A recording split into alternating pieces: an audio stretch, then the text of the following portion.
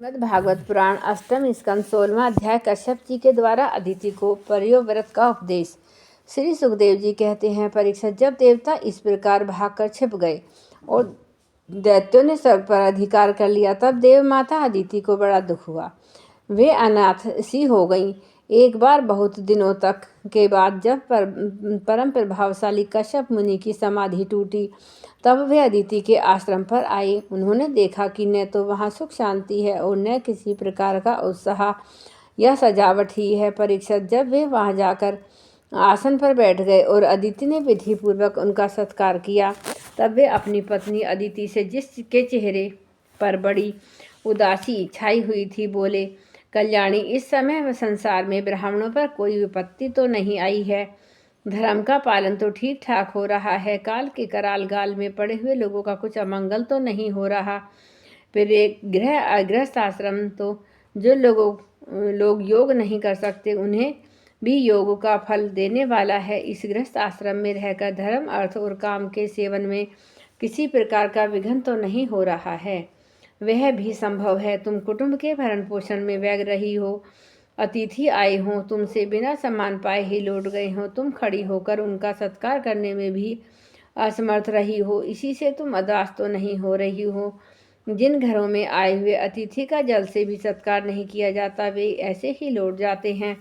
वे घर अवश्य ही गीदड़ों के घर के समान होते हैं। फिर संभव है मेरे बाहर चले जाने पर कभी तुम्हारा चित्त उद्विग्न रहा हो। उस समय पर तुमने भविष्य से अग्नियों में हवन न किया हो। सर्वदेव में भगवान के मुख हैं। ब्राह्मण और अग्नि गृहस्थ पुरुष यदि इन दोनों की पूजा करता है तो उसे उन लोगों की प्राप्ति होती है जो समस्त कामनाओं को पूर्ण करने वाले हैं। फिर तुम तो सर्वदा प्रसन्न रहती हो, परंतु तुम्हारे बहुत से लक्षणों में मैं देख रहा हूँ कि इस समय तुम्हारा चित्त अस्वस्थ है।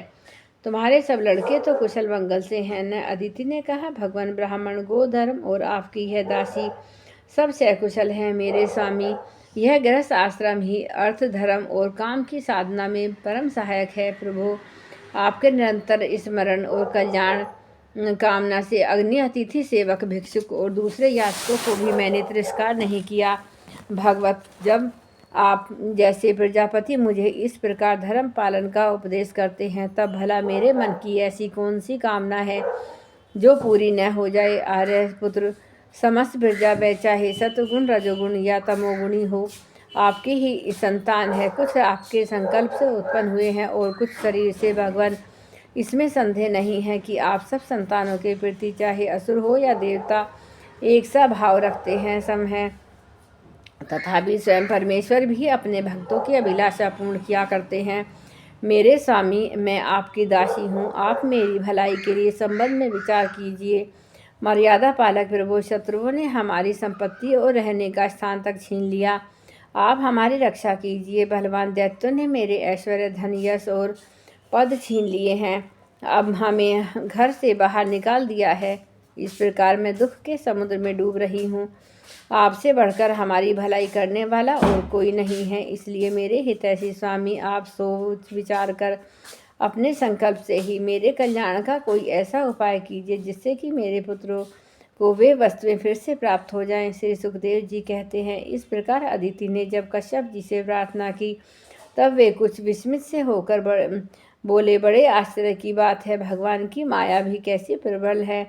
यह सारा जगत सन्हे की रज्जू से बंधा हुआ है। कहाँ तक यह पंचभूत से बना हुआ अनात्मा शरीर और कहाँ प्रकृति से परे आत्मा।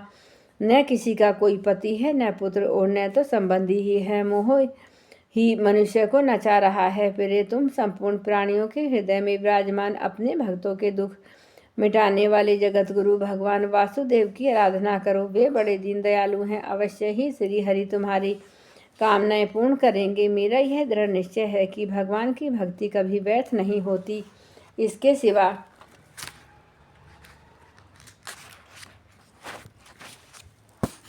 कोई दूसरा उपाय नहीं है। अदिति ने पूछा, भगवान, मैं जगदीश्वर भगवान की आराधना किस प्रकार करूं जिससे वे सत्य शंकर प्रभु मेरा मनोरथ पूर्ण करे। पतिदेव, मैं अपने पुत्रों के साथ बहुत दुख भोग रही हूँ, जिससे वे शीघ्र ही मुझ पर प्रसन्न हो जाएं। इनकी आराधना की वही विधि मुझे बतलाइए। कश्यप जी ने कहा, देवी, जब मुझे संतान की कामना हुई थी तब मैंने भगवान ब्रह्मा जी से यह बात पूछी थी। उन्होंने मुझे भगवान को प्रसन्न करने वाले जिस व्रत का उपदेश दिया था वही मैं तुम्हें बतलाता हूँ। फागुन के शुक्ल पक्ष में 12 दिन तक केवल दूध पीकर रहे और परम भक्ति से भगवान कमल नयन की पूजा करे। अमावस्या के दिन यह यदि मिल सके तो सुअर की खोदी हुई मिट्टी से अपना शरीर मलकर नदी में स्नान करे। उस समय यह मंत्र पढ़ना चाहिए कि हे देवी, प्राणियों को स्थान देने की इच्छा से वराह भगवान ने रसातल से तुम्हारा उद्धार दिया था। तुम्हें मेरा नमस्कार है, तुम मेरे पापों को नष्ट कर दो। इसके बाद अपने नित्य और नैमित्तिक नियमों को पूरा करके एकाग्रचित से मूर्ति, वेदी, सूर्य, जल, अग्नि और गुरुदेव के रूप में भगवान की पूजा करें और इस प्रकार स्तुति करें, प्रभु आप सर्वशक्तिमान हैं, अंतर्यामी और आराधनीय हैं। समस्त प्राणी आप में और आप समस्त प्राणियों में निवास करते हैं, इसी से आपको वासुदेव कहते हैं। आप समस्त चराचर जगत और उसके कारण के भी साक्षी हैं। भगवान मेरा आपको नमस्कार। आप अव्यक्त और सूक्ष्म हैं, प्रकृति और पुरुष के रूप में आप ही स्थित हैं। आप 24 गुणों के जानने वाले और गुणों की संख्या करने वाले सांख्य शास्त्र के प्रवर्तक हैं। आपको मेरा नमस्कार। आप वह यज्ञ हैं जिसके प्राणियाँ और उदयनीय हैं। ये 2 कर्म सिर हैं, प्रातः, मध्याह्न और साय। ये 3 स्वर्ण ही 3 पाद हैं, 4 वेद, 4 सींग हैं। गायत्री आदि 7 छंद ही 7 हाथ हैं। यह धर्म में वृषभ रूप यज्ञ वेदों के द्वारा प्रतिपादित है और इसकी आत्मा है स्वयं आप। आपको मेरे नमस्कार हैं। आप ही लोक कल्याणकारी शिव और आप ही प्रलयकारी रुद्र हैं। समस्त शक्तियों को धारण करने वाले भी आप ही हैं। आपको मेरा बार बार नमस्कार। आप समस्त विद्याओं के अधिपति एवं भूतों के स्वामी हैं। आपको मेरा नमस्कार। आप ही सबके प्राण और आप ही इस जगत के स्वरूप भी हैं। आप योग के कारण तो हैं, स्वयं योग और उससे मिलने वाला ऐश्वर्य भी आप ही हैं। हे हिरण्यगर्भ, आपके लिए मेरे नमस्कार। आप ही आदिदेव हैं, सबके साक्षी हैं। आप ही नर नारायण ऋषि के रूप में प्रकट स्वयं भगवान हैं। आपको मेरे नमस्कार। आपका शरीर मरकत मणि के समान सांवला है। समस्त संपत्ति और सौंदर्य की देवी लक्ष्मी आपकी सेविका है। पीताम्बरधारी केशव, आपको मेरा बार बार नमस्कार। उस नैवेद्य को भगवान के भक्तों में बांट दें या स्वयं पालें। आचमन और पूजा के बाद ताम्र निवेदन करें। 108 बार द्वादश मंत्र का जाप करें और स्तुतियों के द्वारा भगवान का स्तवन करें। प्रदक्षिणा करके बड़े प्रेम और आनंद से भूमि पर लौटकर दंडवत प्रणाम करें। फिर निर्माल्य को सिर से लगाकर देवताओं का विसर्जन करें। कम से कम 2 ब्राह्मणों को यथोचित रीति से खीर भोजन करावें। दक्षिणा आदि से उनका सत्कार करें। इसके बाद उनकी आज्ञा लेकर अपने इष्ट मित्रों के साथ बचे हुए अन्न को स्वयं ग्रहण करें। फिर यह भगवान की श्रेष्ठ आराधना है। इसका है पयोव्रत। ब्रह्मा जी ने मुझे जैसे बताया था वैसे ही मैंने तुम्हें बता दिया। देवी, तुम भाग्यवान हो। अपनी इंद्रियों को वश में करके शुद्ध भाव एवं श्रद्धापूर्ण चित्त से इस व्रत का भली भांति अनुष्ठान करो। इसके द्वारा अविनाशी भगवान की आराधना करो।